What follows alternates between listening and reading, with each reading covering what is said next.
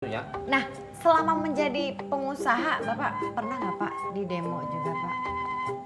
Kalau dulu cerita demo sih ada ceritanya. ada juga. Waktu saya masih mahasiswa demonstran.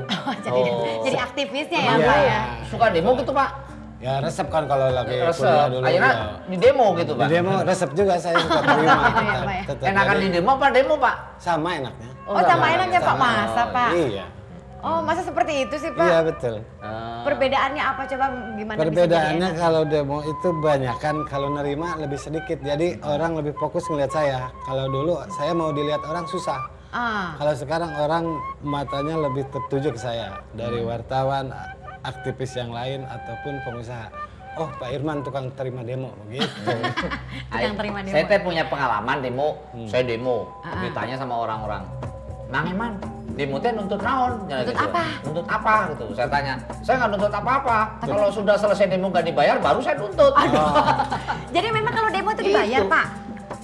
Ya dong gitu. Iya Pak. IO gitu Aduh, nah. nih. Kalau serikat buruh tidak, itu kesadaran sendiri untuk demo, itu kan kebutuhan. Ya. Buruh harus melakukan unjuk rasa, yaitu namanya advokasi Menyalurkan netanya, Iya. aspirasinya. politik. Ya aspirasi, karena ketika deadlock, Karena ketika buntunya, buntu, gitu. Emang pernah buntu perundingan gitu, Pak? ya buntu, ya terpaksa ya senjata Turun pamungkas di itu. jalan Iya, gitu ya. Nah ini dari Gaspermindo sendiri untuk memperjuangkan aspirasi buruh itu bagaimana Pak caranya untuk mungkin menemui pemerintah atau bagaimana? Pendekatan Ya. ke DPR gitunya. Pertama ya perjuangan ini memang buruh ini adalah kolektif ya, Oke. alat untuk membangun bargaining, Iya. untuk mempengaruhi penguasa, kebijakan-kebijakan. Itu yang paling utama. Jadi sadar berorganisasi, termasuk juga harus sadar berpolitik juga, gitu kan? Bagaimana bahwa saluran kebijakan itu melalui politik. Nah itu harus mencerdaskan buruh, mencerdaskan anggotanya supaya anggota ini mengerti peranan serikat. Untuk apa kita berserikat itu kan? Kenapa kita dibangun serikat buruh? Nah itu kan, itu harus mencerdaskan anggota-anggotanya menuju kesadaran berorganisasi dan kesadaran berpolitik. Itulah cara berjuang kaum buruh. Terus yang keduanya juga bagaimana serikat buruh mampu melakukan nego Ya. dengan pengusaha gitu Oke. kan. Terus juga melakukan advokasi bila terjadi buruh harus melalui jalur pengadilan. Nah itu kan harus diadvokasi oleh serikat buruh. Iya. Emang ya pengadilan segala gitu ya. Nah, Papan contohnya begini. OMFR. Jadi memang Jumhur Hidayat ini Ya. sebagai ketua pembina kami itu kan dulu sejarahnya aktivis, dia pernah dipenjara, gitu kan? Dipenjara dia.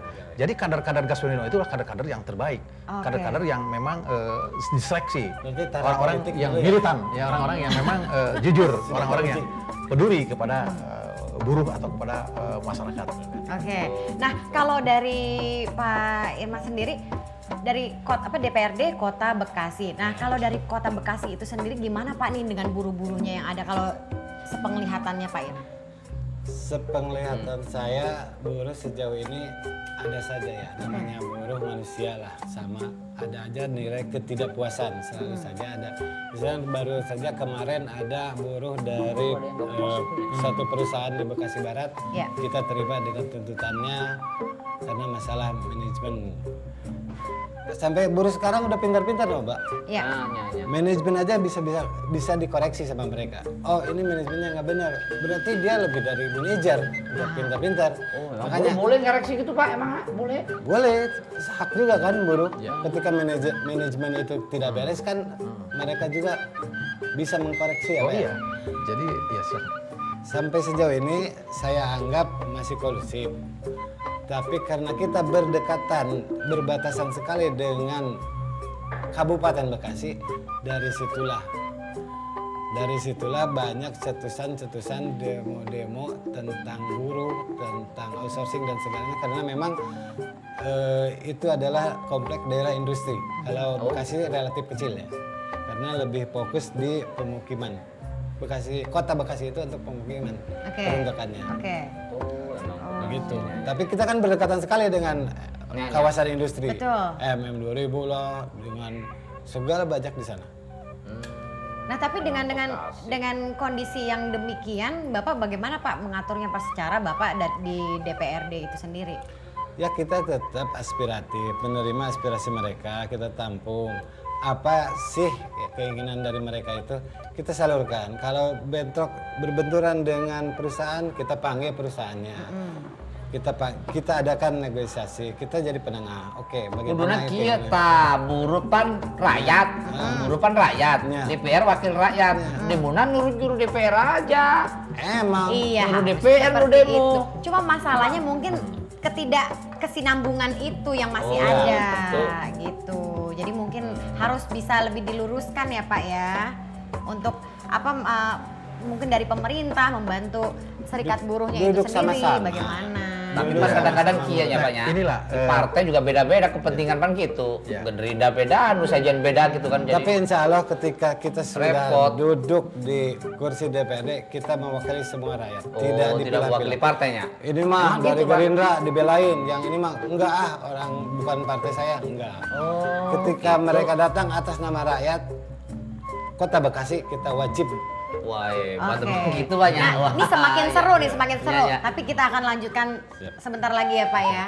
Oke, dan pemirsa masih terus di sini karena kita masih akan kembali mencari ilmu lebih dalam lagi tentang penghapusan outsourcing itu sendiri.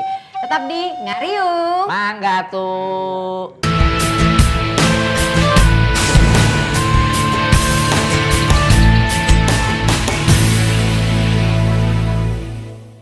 Pak, jadi untuk agenda selanjutnya dari Gaspermindo ini apa Pak untuk dalam acara yang outsourcing, penghapusan outsourcing ini sendiri Pak? Ya, kita tetap bahwa ini kan menteri mau mengatur tentang outsourcing. Tapi dianggap kami menganggap langkah-langkah menteri ini kurang greget ya. Oke. Kami ingin menteri melakukan langkah-langkah yang mendesak dan darurat. Oke. Karena persoalannya bukan persoalan outsourcing lagi, ini persoalan pelanggaran hukum, penegakan hukum.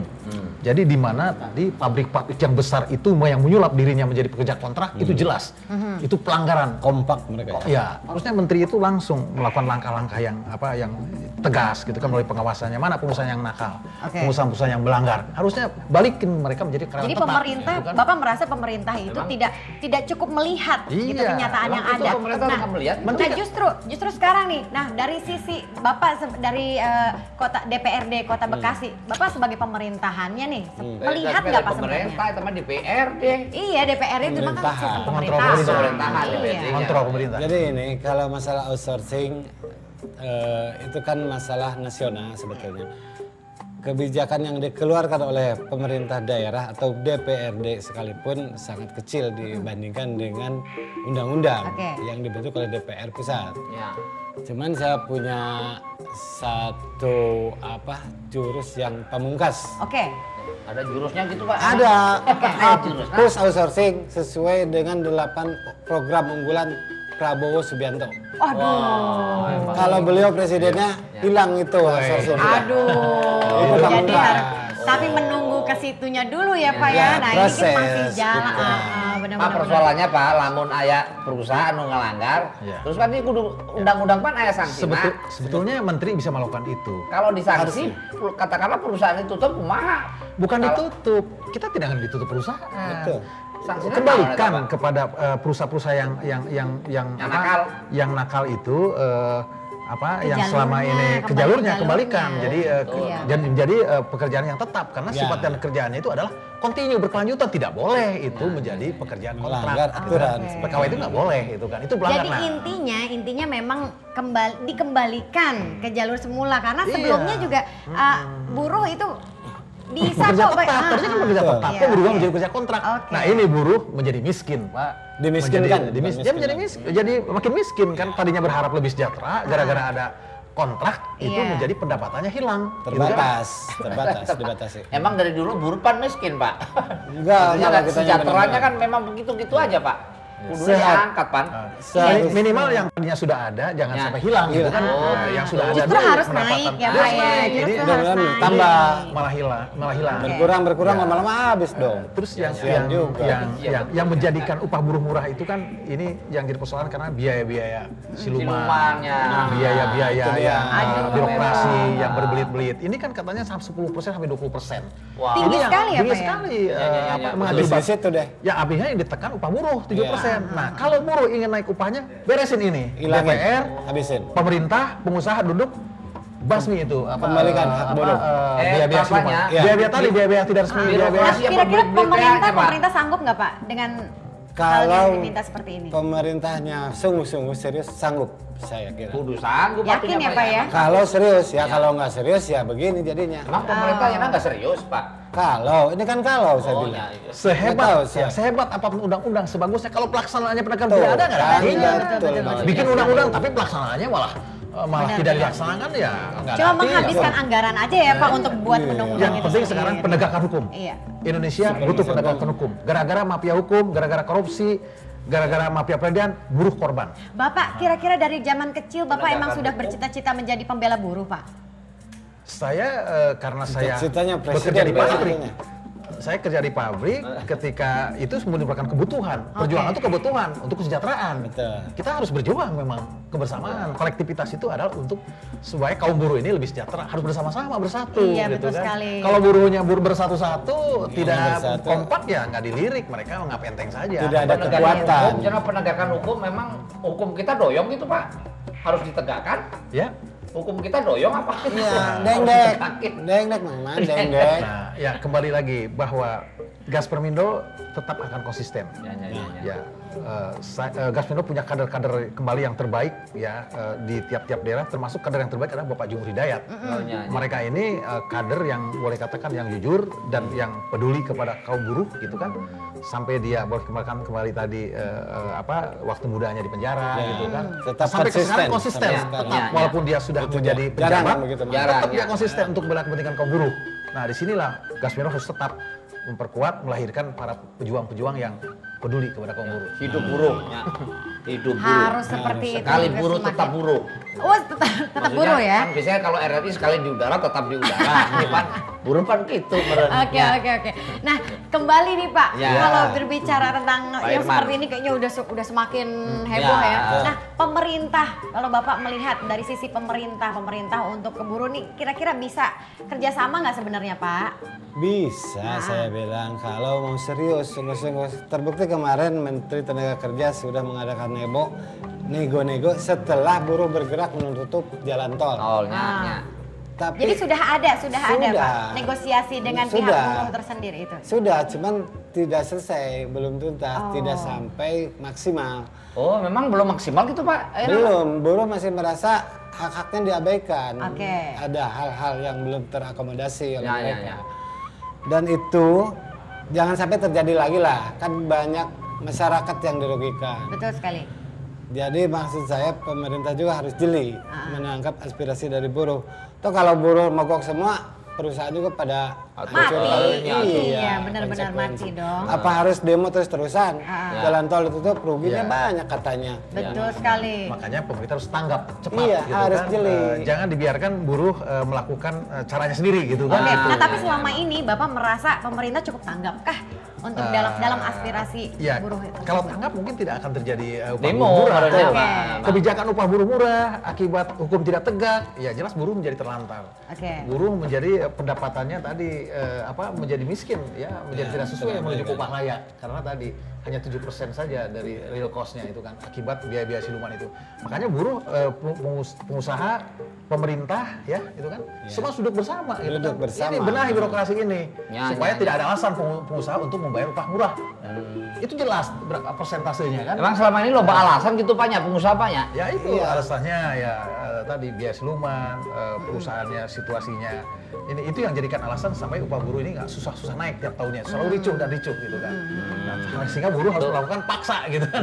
Ya itu kan alat perjuangan memaksa Ya. untuk jalan tol, tapi kan tidak ingin terjadi mau kepentingan umum ini harus Betul. jangan sekali lagi. Tapi yang penting perusahaan harus tanggap cepat. Yang penting menteri ini segera melakukan langkah-langkah Tindak yang mendesak tegas. dan darurat. Ya, Jangan ya, muter outsourcing lagi, lama lagi. Aturan yang sudah ada pun nggak akan sulit untuk Jalan gitu ya, Pak, ya? penegakan nih. Pengawas-pengawas yang di lapangan tolong Tegakkan. aktifkan gitu kan. Tegakkan. Awasi perusahaan-perusahaan yang nakal tadi. Ya, jadi ada perusahaan Kembalikan, kita ngawasin buruh ya, jadi gitu, Pak. pejabat. Emang Iya. diawasin. Maksudnya Kira-kira, diawasin. iya, Kalau iya. ada perusahaan yang nakal, awas lu, awas. Gitu. Oke, nah menurut Bapak kira-kira sanggup nggak pemerintah Pak untuk dalam waktu dekat ini atau mungkin membutuhkan waktu berapa tahun lagi? Ya seharusnya ya bagi pemerintah kalau ingin dipilih lagi oleh rakyat gitu ya, kan rakyat ini ya rakyat ingin apa ya harusnya kan mereka tuh sebagai pelayan pada rakyat tuh harus kita rakyat bayar pajak lah segala macam harusnya memberikan servis yang terbaik bagi rakyat. Buruh ini hidup hajat orang banyak.